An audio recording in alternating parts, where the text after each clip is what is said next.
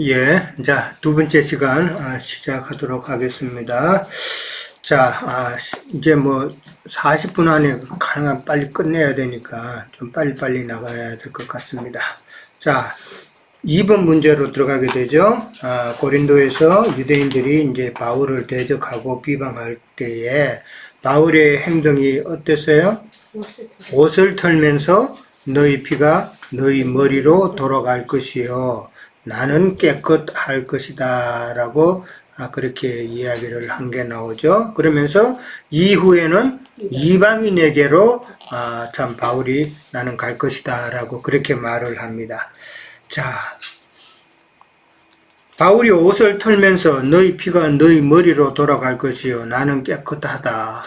이런 말들은 어떤 의미일까가 이제 문제였죠. 자, 누가 답해 보실래요?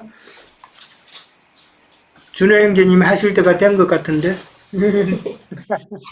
네.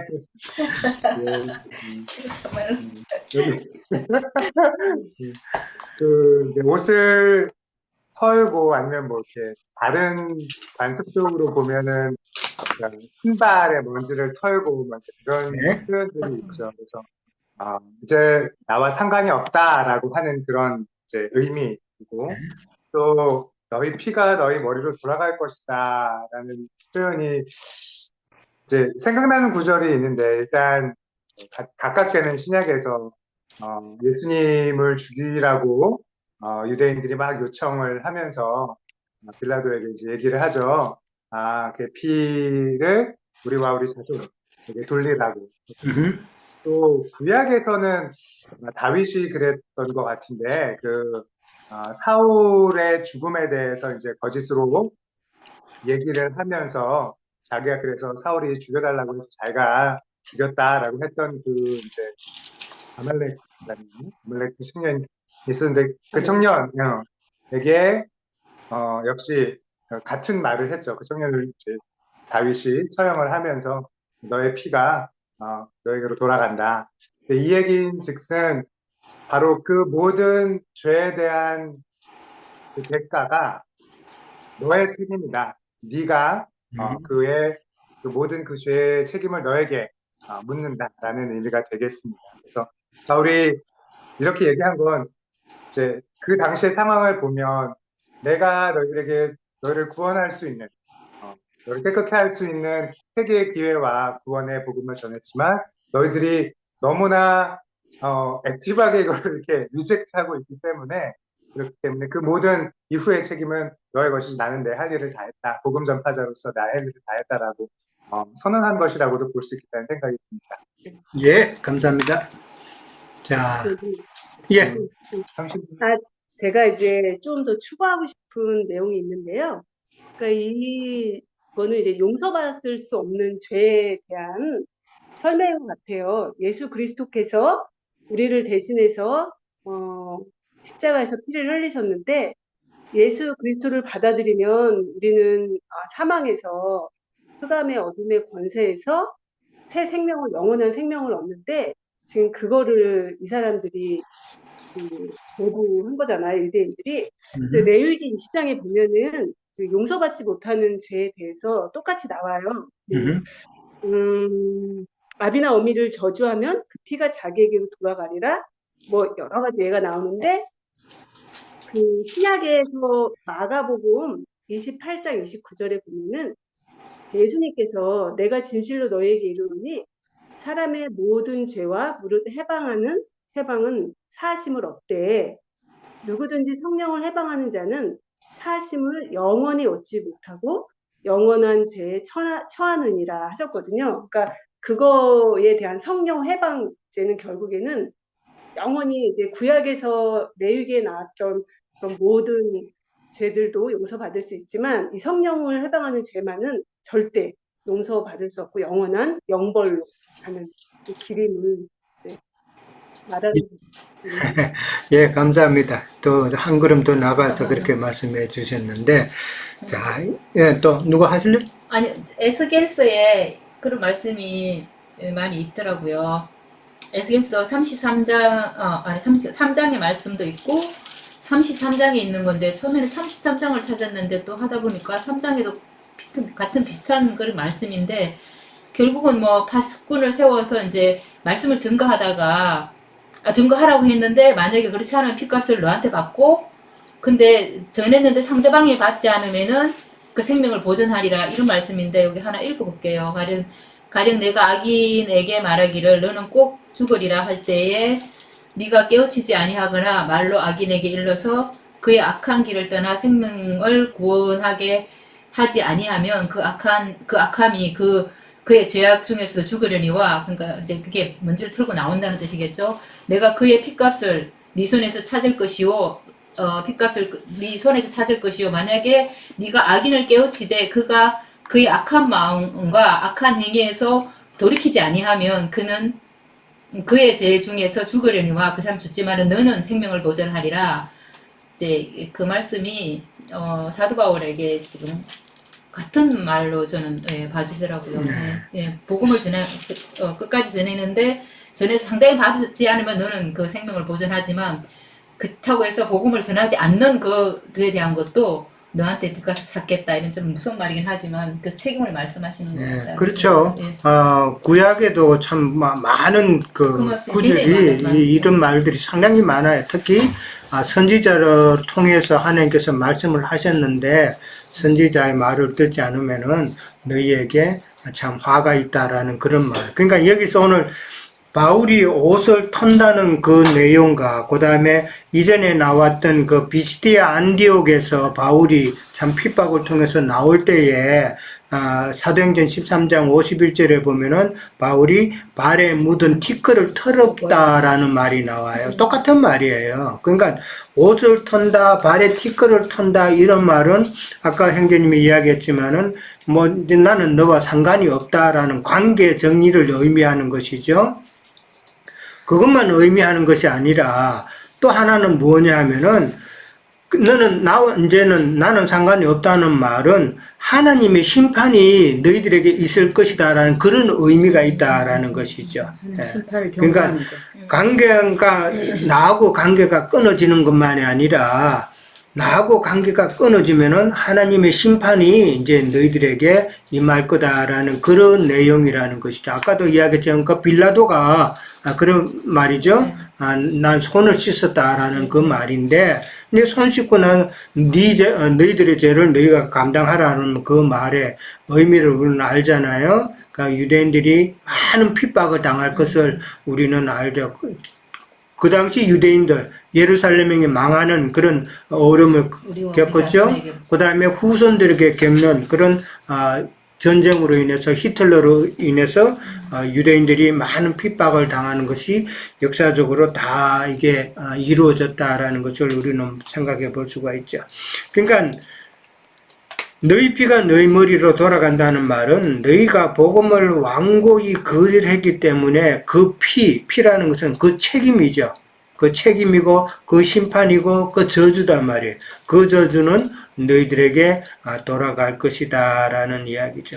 그러면서 나는 깨끗하다 라고 바울은 이야기합니다. 나는 하나님의 심판에 너희들이 당하는 그 하나님의 심판에 나는 책임이 없다라는 말이죠. 바울은 우리가 잘 알듯이 자신을 갖다가 나는 복음의 빚진 자라고 그랬잖아요. 그렇죠? 그러니까 복음의 빚진 자였기 때문에 바울은 참 열심히 전도하고 복음을 전함으로써 복음의 그 빛을 갚는 거잖아요. 복음의 빛을 갚는 그 역할을 했는데 너희들이 거절했기 때문에 나는 이제는 너희들에 대해서는 복음의 빛이 없다라는 그 말도 되는 것이죠. 나는 비청산했다 너희들에게 그 말이다라는 것이죠. 아까 또 이야기했지만은 나는 깨끗하다는 이 말이 20장 26절에도 또 한 번 더 나와요. 거기도 보면은 참 나는 상관없다, 나는 깨끗하다는 말이 나오는데 이 말이 에스겔 33장 8절에서 9절까지 나온 그 글에서 인용한 거다라는 것이죠. 한번 볼까요? 에스겔 33장 8절에서 9절. 거기 보면은 나오는 거예요. 자, 다 같이 읽어볼까요? 3장 8절에서 9절. 가령 내가 악인에게 이르기를 악인은 죽으리라 하였다 하자. 네가 그 악인의 말로 경고하여 그의 길에서 떠나지 아니하면 그 악인은 자기 죄악으로 말미암아 죽으려니와 내가 그의 피를 네 손에서 찾으리라. 예, 그렇게 나왔죠. 밑에까지. 자, 그러나 너는 악인에게 경고하여 돌이켜 그의 길에서 떠나가라 하되 그가 돌이켜 그의 길에서 떠나지 아니하면 그는 자기 죄악으로 말미암아 죽으려니와 너는 네 생명을 보존하리라. 참 성경에는 뭐 에스겔뿐만 아니라 이런 내용이 참 많이 나온다. 그러니까 이걸 갖다가 다르게 우리가 또 역으로 생각해 보면은 전도를 하지 않으면은 바울은 자기 빛을 갚지 못하는 거죠. 예. 자기의 빛을, 복음의 빛을 갚지 못한다라는 것은 나중에 하나님께서는 우리에게 책임을 추궁하신다라는 그런 의미도 우리는 생각해 봐야 된다. 그래서 참 우리가 양육받고 그러면은 참 복음을 전하는 일에 또 우리가 신경을 써야 된다라는 것이죠. 자꾸 시간만 보내는 것이 아니라 어느 정도 때가 되었다 싶으면은 좀 주님 앞에 좀 각성해서 전도하는 그 일도 우리가 생각해 봐야 된다는 것이죠. 자, 이후에는 내가 이방인에게 간다라고 그렇게 이야기했죠. 이거는 유대인들 참 시기하게 하는 말이죠. 예. 네가 안 해? 그럼 난 누구한테 갈 거야? 그러면은 세상 일에 있어서도 누가 나한테 그렇게 이야기하면 내가 시기가 나죠? 마찬가지로. 그렇게 시기하게 하면서 왜 유대인들을 시기하게 해요? 성령께서? 생각할 기회를 또 시기함으로 인해서, 네, 뭐 생각도 하고 그러겠지만은 대부분은 이게 시기하게 됨으로 말미암아 대적을 하게 되죠. 비난하고, 대적을 하고 이렇게 된다면. 그들이 비난하고 대적하면은 그게 참 끝나는 일인 줄 알지만은 그 상대방을 갖다 약화시키는 걸로 이해를 하지만 그러나 이 성경에서는 하나님은 항상 역전이죠. 사람의 생각을 확 바꾸잖아요. 그 대적으로 인해서 결국은 바울이 복음이 더 널리 전파되고 더 많은 사람에게 전파가 된다는 그 이치를 성경에서는 이야기하고 있다라는 것이죠. 그러니까 대적하고 비방하고 하는 것이 있어야만이 복음은 더 널리 더 빨리 그렇게 퍼져나간다라는 이치를 우리는 이해를 해야 되는 것이죠. 예수님의 십자가도 그렇잖아요. 마귀가 예수님을 십자가에 못 박아 죽이면 끝난 걸로 생각했지만은 완전히 역전이죠. 예수님은 그 영으로 오셔서 더 큰 영혼들을 얻으시고 그렇게 또 교회를, 영적인 교회를 세워서 그렇게 더 크게 사역하셨다라는 것을 마귀는 깨닫지 못했던 것이죠. 마찬가지다라는 것이죠. 자, 그 다음에 이제 7절, 8절에 가면 바울이 디도 유스도의 집으로 옮기고, 참 해당장 그리스도가 주를 믿고 세례를 받았다 하는 내용이 나옵니다. 자, 바울이 디도, 그전에는 누구 집에 있었어요? 아굴라 집에 있었죠. 아굴라 집에 있다가 이제 유대인들이 핍박을 하고 이러니까 이제는 디도 유스도의 집으로 옮겼다라는 것인데 유스도라는 사람이 바울을 자기 집으로 그런 게 모셨다고 봐야 되죠. 그러니까 자기 집을 오픈을 한 거예요. 말하면은 자기 집을 오픈을 하고 그 다음에 바울에게 숙식을 제공하고 그 다음에 아까 아굴라처럼 바울을 통해서 참 복음 듣기를 원했다라고 그렇게 볼 수가 있겠죠. 그래서 유대 집에 갔다 그랬어요. 옮기고 가니까 거기가 어디라고요? 해당 바로 옆이라고 그랬어요. 해당 바로 옆이었는데 해당장 그리스도가 이제 주를 믿고 세례를 받았다라는 말이 나왔죠. 해당장 그리스도뿐만 아니라 참 많은 고린도 사람들이 믿고 세례를 받았다라고 그렇게 나옵니다. 이 그리스도라는 사람 고린도전서 1장 14절에 보면은 바울이 그리스도와 가이오 외에는 내가 세례를 베풀지 않았다라는 말이 나와요. 사실은 바울은 많은 사람에게 세례를 베풀었죠. 지금 오늘도 많은 고린도 사람들에게 세례를 베풀었다고 나오잖아요. 그런데 고린도에서는 그리스도와 가이오 외에는 내가 너희 중에 세례를 베풀지 아무도 다른 사람에게 세례를 베풀지 않았다. 이 말은 복음을 전하는 자들, 좀 지도자 입장에 있는 자들에게는 그리스도와 가이오 외에는 복음을 내가 세례를 베푸지 않았다 이 말이에요. 다른 사람에게 전했다는 것이 아니라. 그러니까 이 유스도라는 사람은 참 말씀을 사모했던 자라는 것을 알 수가 있고, 디도서 1장 4절에 보면은 바울에게 있어서는 믿음의 아들이었다라고 그렇게 또 표현을 하고, 고린도 후서 8장 23절에 보면은 바울은 디도가 바로 유스도가 동력자였다라고 그렇게 말을 합니다. 자, 해당장 그리스도가 복음을 접하고 그 다음에 많은 그리스도인들이 믿고 세례를 받았다라는 말은 에덴과는 전혀 다른 양상이죠. 그러면은 에덴에 있는 사람들은 전혀 이런 역사가 없었는데, 에덴에 있는 사람들은 자꾸 에덴이라고 그러네.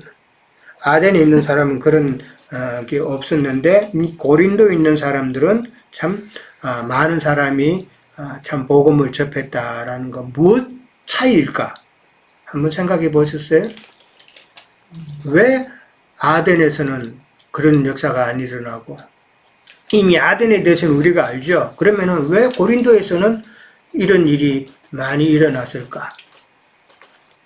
저는 이거를 보면서 풍부한 부유하게 부족함이 없는데. 그렇죠. 물질적으로 보면은 고린도도 부족함이 없는 데예요. 근데 아덴은 지식적으로 교만한 곳이 있잖아요. 그렇죠? 스스로 많이 안다고 하는 자들은. 그렇지만은 고린도는 부자 동네고 또 그러다 보니까 많은 사람들이 오가고 항구 도시니까 많은 사람이 오가고 이러다 보니까 아까 처음에 이야기했듯이 이 도덕적으로 상당히 문란했던 곳이다라는 것이죠. 그러면은 지식에 교만한 자와 참 도덕적으로 문제가 많은 사람들하고 이 두 그룹 중에서 누가 회개하기가 쉬울까 하는 것을 이제 나는 한번 생각해 본 거예요. 아마 그 영향이 아니었을까. 사람이 살면서 자기가 참 나쁜 일을 하지만은 양심상 나는 좋은 사람은 아니구나라는 그런 마음을 가지게 되죠. 근데 지식적으로 교만한 자는 그런 마음을 가지기가 어렵다라는 것이죠. 나는 똑똑하다 하는 이런 교만이 있으니까.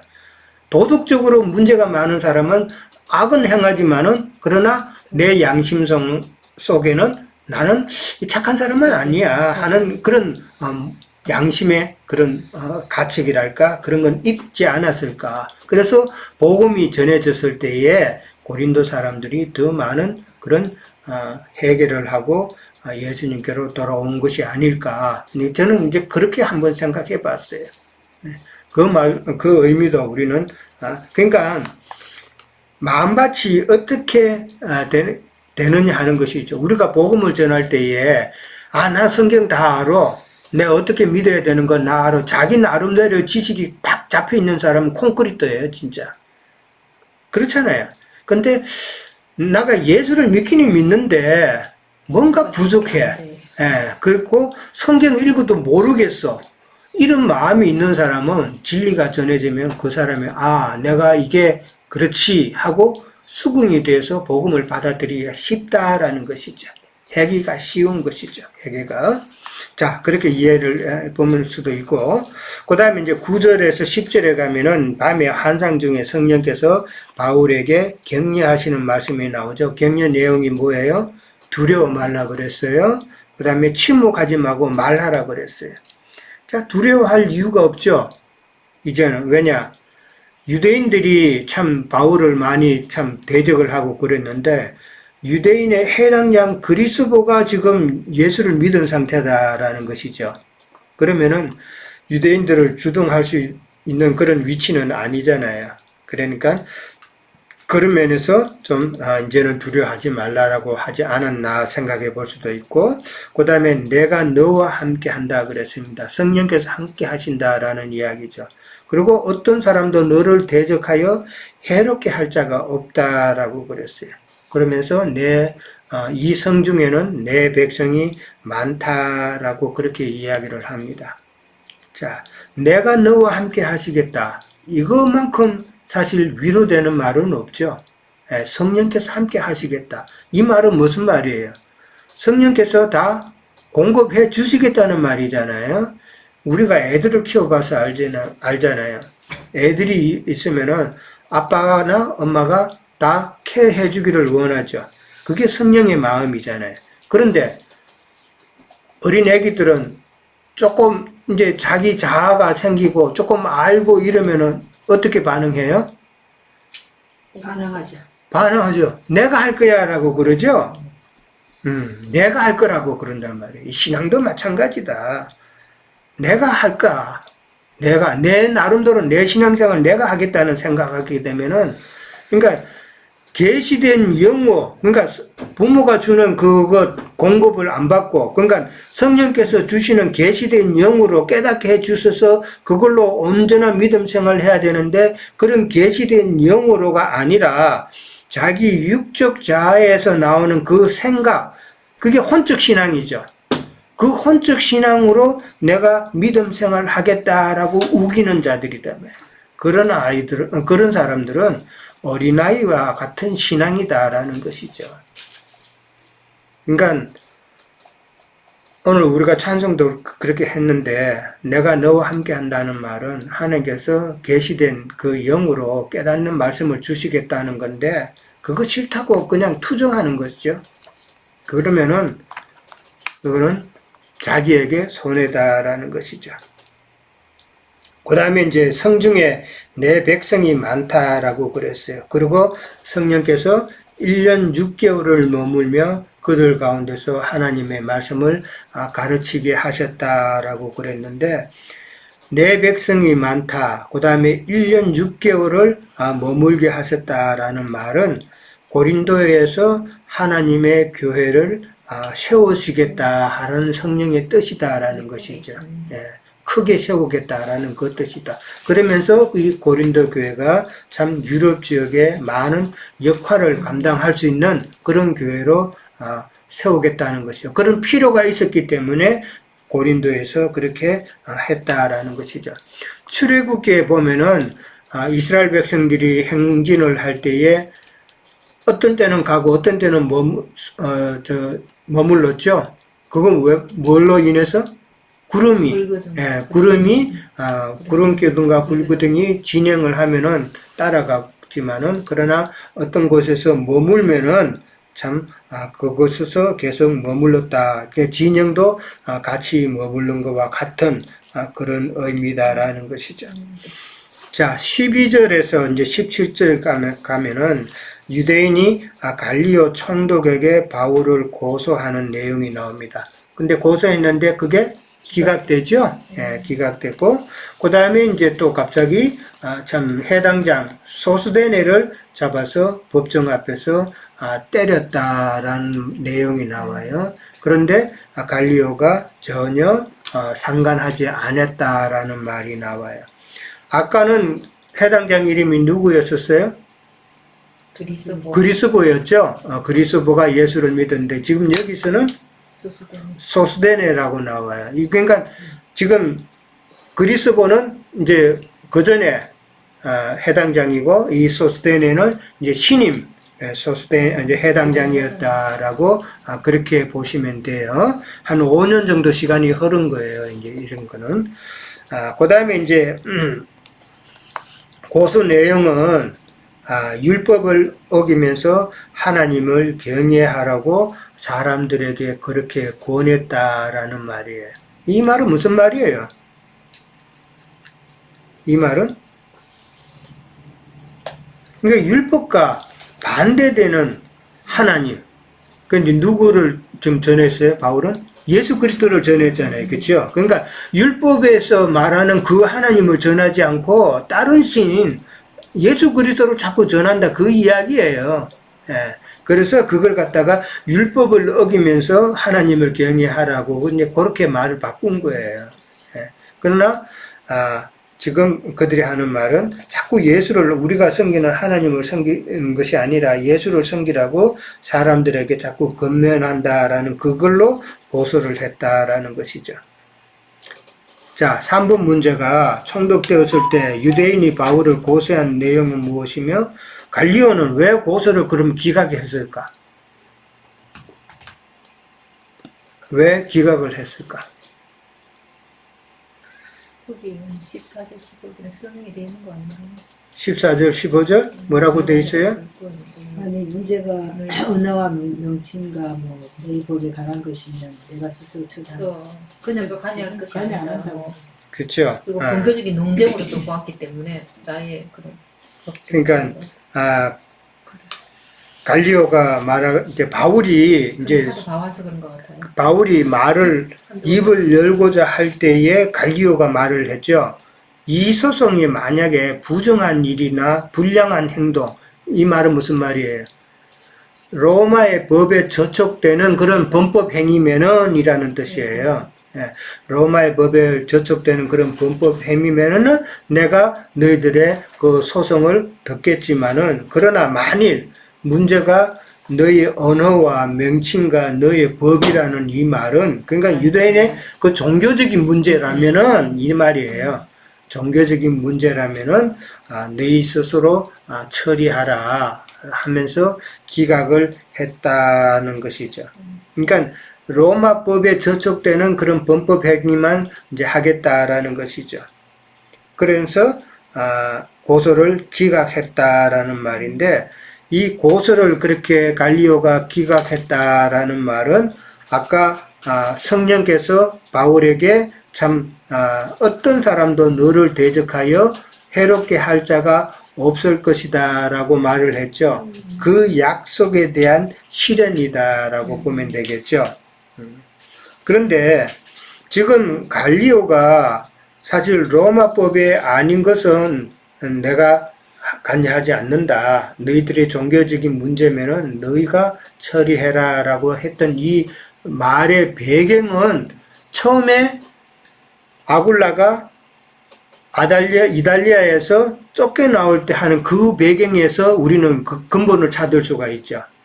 예, 그러니까 이스라엘 유대인들이 많은 시끄럽게 하고 문제를 발생하고 어떤 그 서로 대적하는 이런 폭동이 일어나고 이러니까 그걸로 인해서 쫓겨났잖아요. 결국은 쫓겨났는데 마찬가지로 그런 것으로 인해서 이 관리들은 참 시끄럽게 문제 만드는 것을 원하지 않았다라는 그런 기조라 그럴까 그런 풍토가 지금 배였다라고 보면 되는 것이죠.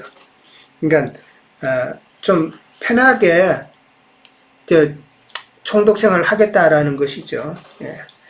자, 그 다음에 이제 마지막 문제 가면은 갈리오 총독과 해당장 소스데네의 차이점은 무엇이며 성경은 왜 소스데네가 매 맞는 것을 기록을 했을까라는 문제예요.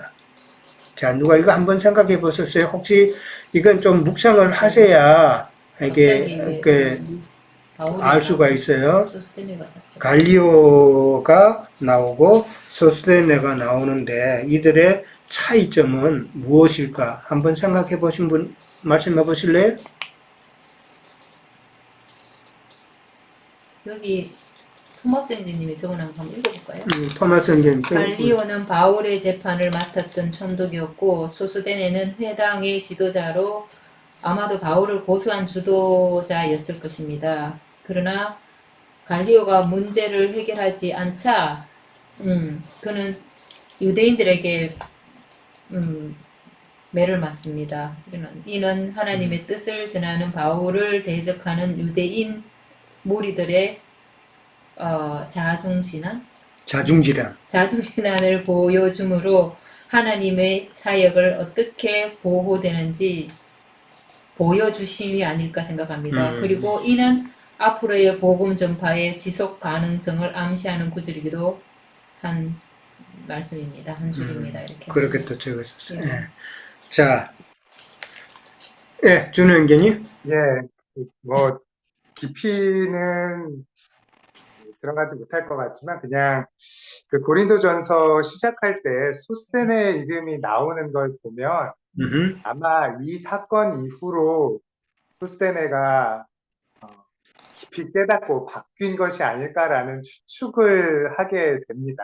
그래서 이 당시에 진짜 회당장, 신임 회당장으로서 이제 그 그리스도는 전직 회당장이었는데 바울의 그 복음을 듣고서 이제 그 정말 크리스찬이 된 거잖아요. 그래서 소대는 어떻게 보면 그 뒤로 이제 이어가지고 정통 유대인들을 위한 이 회당장으로서 기능을 했어야 하는데 이때 이 유대인들의 그 잘못된 포악함 이런 것들을 직접 자기가 체험을 하고 마치 바울이 복음을 전하다가 막 고래도 맞고 그렇게 많은 고난을 받았던 것처럼 그러니까 그런 과정을 한번 거치고 나서 혹시 회심을 하는 계기가 되지 않았을까라는 그런 생각을 좀 해보게 돼요. 그래서 사도 바울이 나중에 소스the네 형제라는 언급을 하게 된 것이 아닐까 이제 네. 그런 생각이 듭니다. 자, 여기서 우리가 갈리오라는 사람에 대해서 한번 생각을 해볼 수가 있는 게 갈리오가 뭐를 지금 큰 뭐라 그럴까 실수라 그럴까 좀 그게 저는 보였어요. 뭐 갈리오가 뭐를 지금 놓쳤는가를 우리가 한번 볼 수 있으면 좋겠는데, 자 갈리오가 참 뭐를 잘못했을까 한번 생각해 보셨어요? 책임을 다하지 않는 건가? 갈리오는 책임을 다하지 않았다. 자기 그 뭐라 그럴까 좋은 것만 하고 책임을 회피하는 그런 경향도 있어요. 경향도 있는데 이 갈리오라는 사람의 그 가장 큰 문제점은 뭐냐 하면은 14절에 보면은 바울이 입을 열고자 할 때에 갈리오가 유대인들에게 말했다는 이 말에서 우리는 힌트를 얻을 수 있어요. 예. 그러니까 갈리오라는 사람은 바울이 무슨 말을 할 것인지에 대한 관심이 전혀 없었다는 거. 이게 갈리오의 실책이라는 것이죠. 바울이 말을 하려고 하면은 바울의 입에서는 복음이 나올 텐데 이 갈리오는 복음을 들을 수 있는 기회를 스스로가 차단했다라는 것. 이것이 제가 볼 때는 갈리오의 큰 실책이었다라는 것이죠.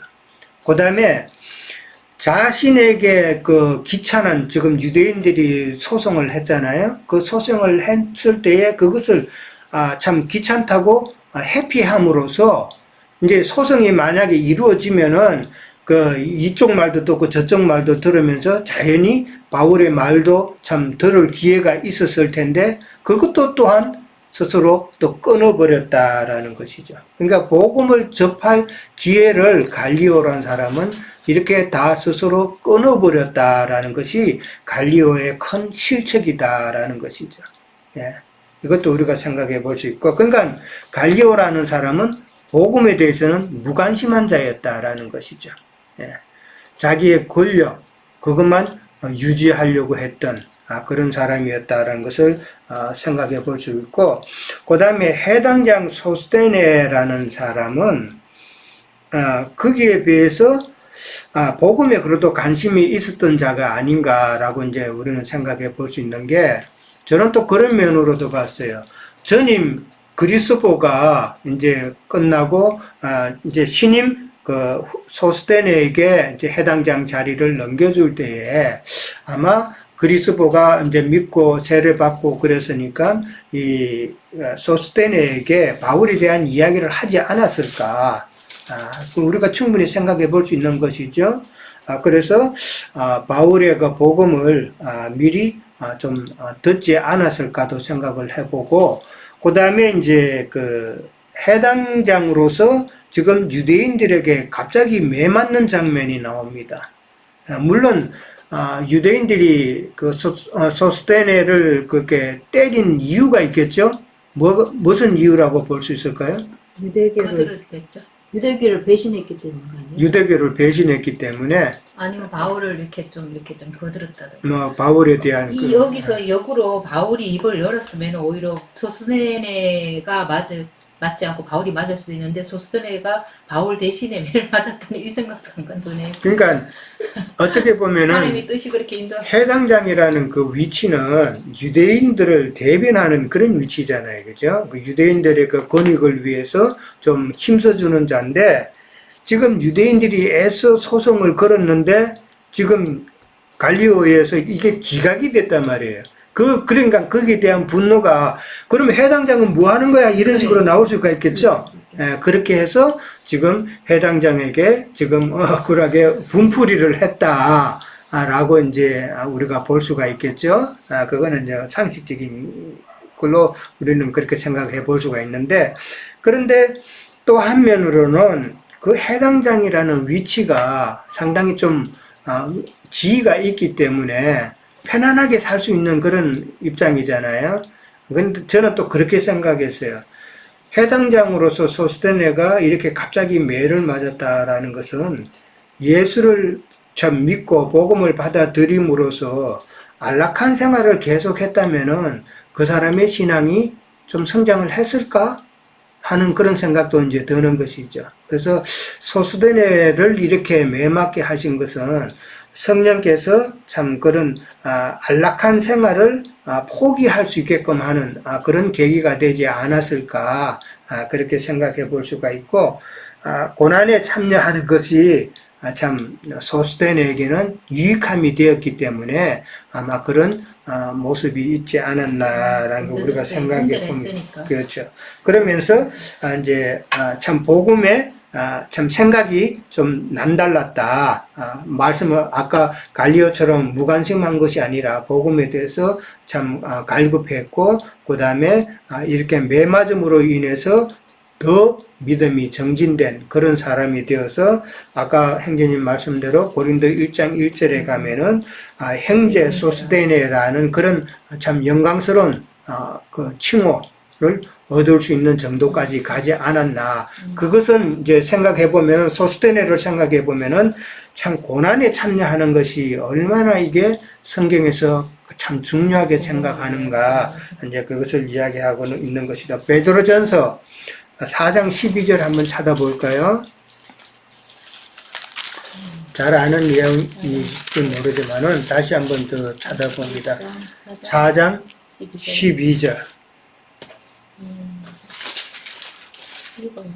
자, 다 같이 읽습니다. 4장 12절. 사랑하는 자들아, 너희를 연단하려고 오는 불시험을 이상한 일 당하는 것 같이 이상히 여기지 말고 오히려 너희가 그리스도의 고난에 참여하는 것으로 즐거워하라.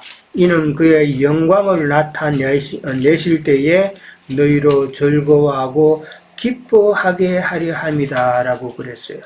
자, 고난을 참여하는 것이 왜 고난에 참여하게 되는 것이 너희들에게 즐거운 일이니까 너희는 즐거워하고 기뻐하라고 그렇게 이야기한 거예요, 지금? 고난에 참여하면 당장 그거 벗어나고 싶죠. 얼마나 힘든데, 그쵸? 우리 준원기님은 그런 경우 잘 안 당했을지도 모르겠는데 와이프하고 사이가 너무 좋아 보여서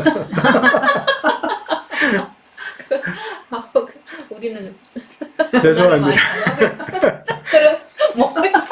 고난 당하는 것이 연단 당하는 것이 참 어려운데 복음을 위해서 고난 당해야 되지. 성질나가지고 고난 당하는 복음을 위한 고난이죠. 그렇지만 복음을 위한 고난도 가지만은 우리의 그 옛사람에 대한 그런 것도 연단도 있죠. 네. 자, 근데 고난에 이 말은 뭐냐면 고난에 참여하는 것이 너희들에게 기쁘고 즐거운 일이고 더 큰 영광을 너희가 얻는다는 이 말은 고난을 참여함으로써 고난 가운데서 하나님께 주시는 그 계시의 영을 너희들이 깨닫게 되면은 그게 너희들에게 더 큰 영광이다 이 말이에요. 유익이 되는 거. 그러니까 우리가 계시를 받는다라는 것은 말씀을 양육받으면서도 깨닫게 되지만은 고난을 통해서 하나님께서는 우리에게는 정말 말할 수 없는 큰 계시의 영을 깨닫게 해주신다는 이 말이에요. 그러니까 고난을 견디면은 우리에게 그러니까 우리에게 영광은 뭐예요? 하나님께서 주시는 말씀이 우리에게 영광이잖아요. 그렇죠? 그것이 우리에게 깨달아진다는 그 말이에요. 고난에 참여하면은, 비 오고 난 다음에 해가 밝은 것처럼 우리에게 좋은 일이 많이 생길 것이다. 그런 의미가 아니라, 내가 고난을 통해서 생명이잖아. 이 계시된 말씀이 깨달아지면은 그 계시된 말씀이 나에게는 정말 말할 수 없는 큰 영광이다. 이 말이단 말이에요. 예. 그런 영광을 또 우리가 주님 앞에 돌려드려야 되죠. 그러니까 깨달은 그런 깨달음으로 우리가 온전한 믿음 생활을 하게 되면은 우리가 하나님 앞에 영광을 돌려드리는 거다라는 이야기잖아요. 우리가 세상 교회처럼 영광스러운 높으신 하나님께 영광 드리겠습니다 하면서 박수 팍팍 치고 그러죠. 저도 그거 해봤어요. 그게 하나님께서 영광 받으시는 거예요? 그게 아니다. 하나님께서 주시는 것으로 내가 깨달아서 온전한 믿음 생활을 하는 것이 내가 하나님께 영광 돌려드리는 삶이다라는 것을 우리는 깨달아야 된다라는 것이죠. 로마서 8장 18절에 보면은 참 연단과 번민과 어떤 고난 이후에 세워진 그런 신앙이라야 된다라는 것이에요. 왜 그래야 돼요? 연난과 번민과 고난에서 이루어진 그런 신앙이 아니면은 이 배반하게 된다는 거예요. 절대 배반합니다. 신앙생활을 하면서 자기가 무엇을 얻고자 하고 그런다면은 그것이 안 채워지면은 하나님께서는 이 말씀을 그냥은 듣게 안 하시잖아요. 반드시 고난하게 하시고 번민 가운데 있게 하시고 그렇게 시험을 주시는데 그것을 깨닫지 못하고 나 이거 안 되겠어 하면서 그냥 나가는 자들에게는 하나님께서 안 주시죠. 그리고 우리에게 연단 주시는 이유는 절대 배반치 말라고 그렇게 하시는 거다라는 거. 하나님께서는 이 배반하는 거 이거 되게 싫어하시는 거 아시잖아요. 압살롬이 아버지를 배반하는 거 이게 다 영적 배반이잖아요. 악한 자들은 그런 배반을 하게끔 되어 있다는 것을 참 말한다. 그래서 우리에게는 연단도 있고 고난도 있고 늘 자주 하는 말이었지만은 그것을 다시 한번 되새겨야 된다는 것이죠. 고난에 참여할 때 깨달아지는 그 참 기쁨, 그 더 큰 영광이 우리에게는 있어야 되는 것이고 참 그런 깨달음으로 인해서 하나님께서 원하시는 대로 하나님의 말씀을 우리가 이해하고 이해한 그대로 믿음 생활 해 나가는 것이 하나님께서 우리를 참 기뻐하시는 그런 이야기다라는 것이죠. 성경을 그런 식으로 우리는 깨닫고 믿음 생활해 나가야 된다는 것을 강조하는 것입니다. 자, 여기까지 하도록 합니다.